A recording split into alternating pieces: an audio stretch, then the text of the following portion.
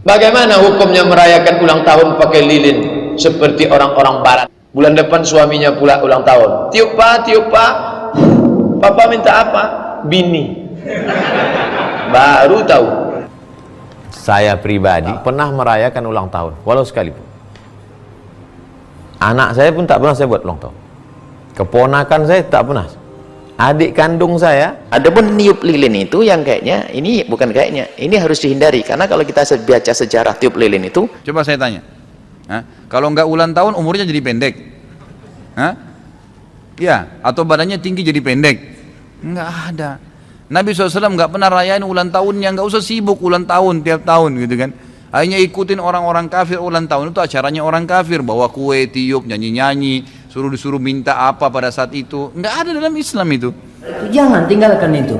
Kita nggak perlu ingat ulang tahun kita, karena memang tidak ada keutamaan untuk hari kelahiran. ya, ulang tahun, tiup lilin, tiup lilinnya, tiup, ditiup-tiup nggak mati-mati, ya masya Allah. Karena lilin ditutup dengan gelas, ya kan, masya Allah. Tayyib, bisa nggak mati-mati, tiup. Nah itu kebudayaan yang dilarang.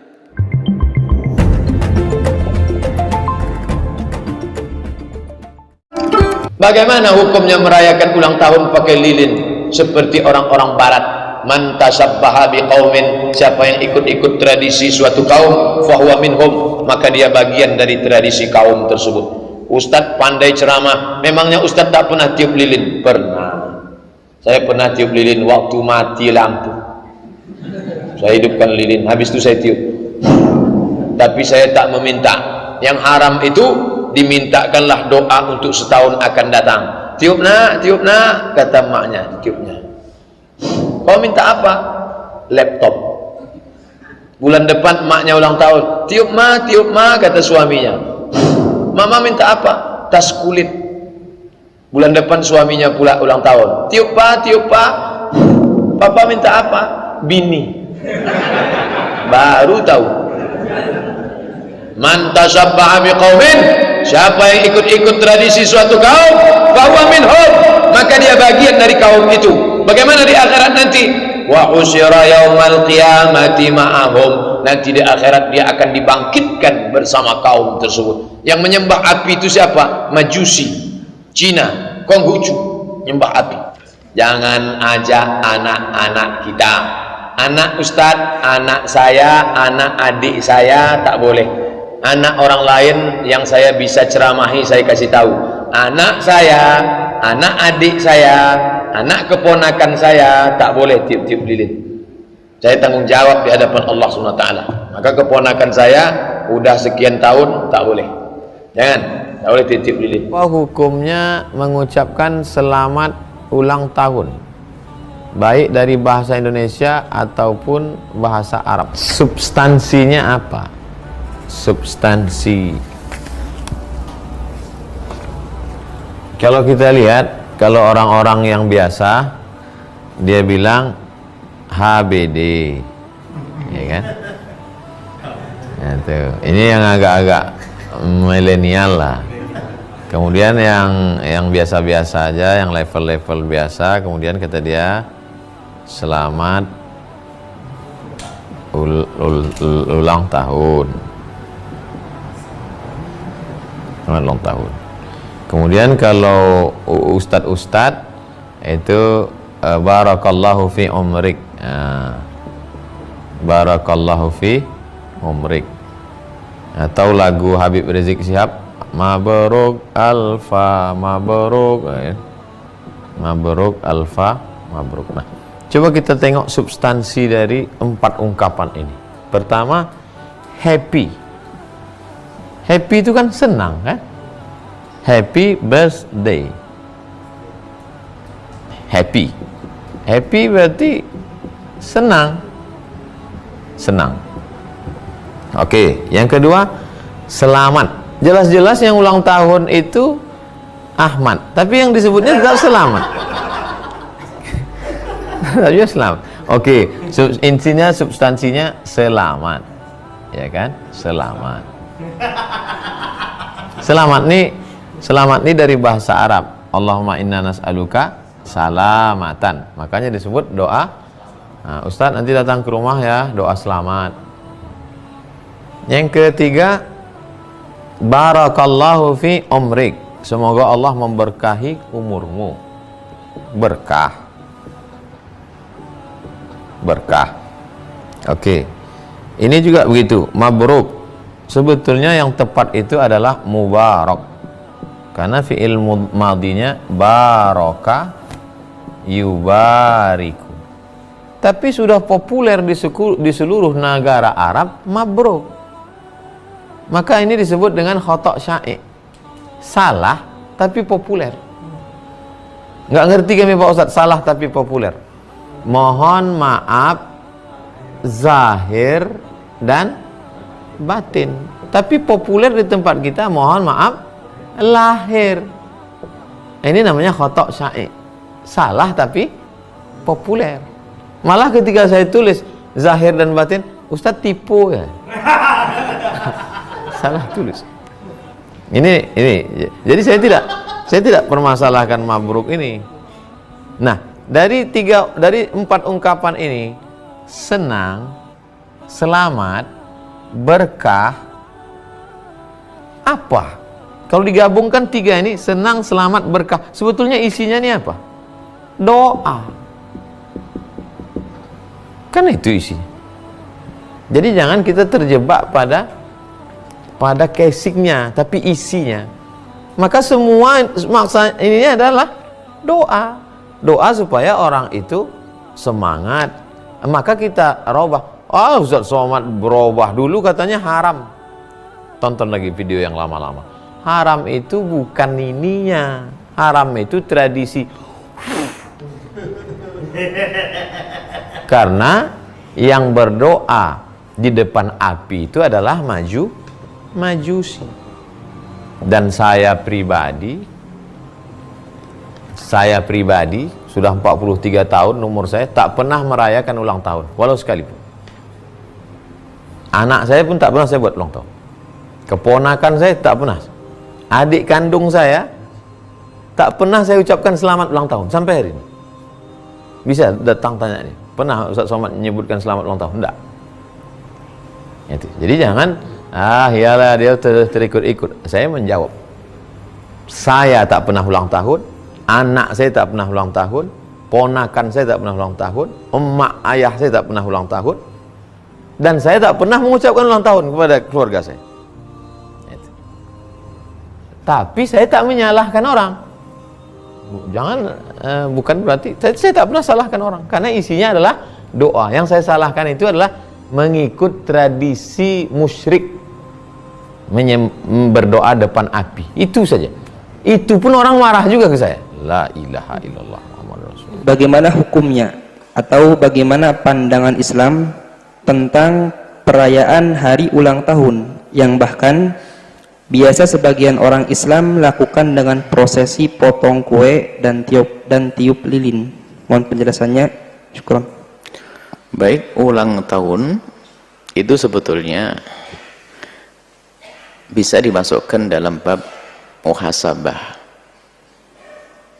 Biar tahu kalau ternyata kuburmu semakin dekat itu.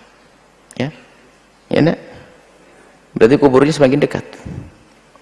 Biar tambah amal. Biar kurangi dosa. Jadi bersama ulang tahun berarti berkurang umur kita. Jadi kalau ada orang mengingat umurnya, bukan sesuatu yang terlarang. Kemudian setelah itu mengundang untuk berkumpul makan bersama, ya syukuran lah. Syukuran apa? Sampai hari ini selamat, sekaligus daf'il bala, niat semoga tahun-tahun yang akan datang aku dijauhkan dari maksiat, dengan sekaligus minta kepada Allah, ya, semoga dipanjangkan umurnya. Kan minta boleh begitu. Kemudian setelah itu bagi-bagi kue, ya boleh-boleh saja, tidak ada kesesatan di dalamnya. Karena mengingat kita harus tahu umur berapa dirimu. Nggak tahu umurnya, nggak koreksi. Nabi dihitung kok umurnya 40 tahun mendapatkan risalah. Kita perlu tahu umur kita. Umur 7 tahun mulai usia tamyiz hijriah sudah mulai harus menjalankan syariat Islam, biarpun belum wajib, sampai nanti umur balik dan seterusnya boleh. Jadi mengingat, menyebut tahun kelahiran adalah Nabi pun menyebut tahun kelahirannya. Hadza yaumul wulidtu. Ini adalah hari kelahiranku. Di saat bertanya tentang hari Isnin, kenapa kau puasa hari Senin? Hadza yaum wulidtu, ini hari kelahiranku. Jadi menyebut tahun kelahiran bukan sesuatu yang salah. Tapi yang penting tujuannya untuk apa? Untuk mengingat kalau anak kita sudah semakin dewasa, kita semakin tua, kita harus merubah. Ini perlu. Kemudian yang kedua dengan sedekah. Kuenya nggak usah dipotong. Cari ya kue yang siap dibagi ya gitu. Kalau motong kue, datnya motong kue nggak ada masalah. Jika tidak diberi makna yang lain-lain, kuenya biasa saja, kue yang enak, bagi-bagi anak-anak kecil, oke lah. Adapun niup lilin itu yang kayaknya, ini bukan kayaknya, ini harus dihindari. Karena kalau kita baca sejarah tiup lilin itu kalau tidak salah itu ya, dikembalikan. Kalau memang benar seperti itu, kisahnya adalah nggak betul. Itu adalah kisah di Yunani kuno dulu, keyakinan bahwasanya mereka itu ingin menitip pesan kepada dewa-dewi yang dalam khayalan mereka di atas sana. Jadi sambil berdoa di hadapan lilin, kemudian ditiup, biar doanya dibawa oleh asap. Kalau betul kisahnya begitu, ya jangan pakai tiup lilin. Ya sudahlah, nggak usah tiup lilin. Kalau betul kisahnya semacam itu, maka jika ada memang berita semacamnya, lebih baik dihindari, nggak pakai tiup lilin dong. Nggak usah pakai tiup lilin. Jadi boleh mengingat, menyebut ulang tahun, hanya yang perlu dihindari sepertinya masalah tiup lilin. Coba budaya tiup lilin, kisah tiup lilin ada, ceritakan masalah tiup lilin. Kalau dirubah niatnya gimana? Sudahlah, nggak usah pakai tiup-tiupan ya. Lilin nggak banyak berarti. Lilin kalau lampu listrik mati baru dinyalakan lilin. Kalau listriknya nyala lagi baru ditiup lilinnya, gitu saja. Ya. Jadi nggak usah pakai tiup lilin. Nanti, sedekahnya yang banyak saja. Nggak pakai kue boleh, duit 1 juta gitu boleh. Nanti saya sama santri datang. Ya, ya apa-apa. Jadi intinya mau mengadakan acara ulang tahun tentunya dengan cara yang syar'i. Berkumpul orang untuk makan, dikasih rezeki, ya dikasih ini. Bukan seperti ulang tahun yang dilakukan oleh orang-orang yang tidak kenal Allah. Orang tahun dengan pura-poya, joget, disko, segala macam. Bukan itu maksiat. Itu maksiat. Ada di balon, kemudian ditusuk, di dalamnya ada namanya. Tiba-tiba anak muda sama ini yang tidak saling kenal suruh disko bareng. Ini model apa itu? Itu adalah grup menuju murka Allah itu. Nggak begitu. Anda ngadakan ulang tahun cukup. Kalau bahasa orang Jawa itu apa namanya? Neton neton ya.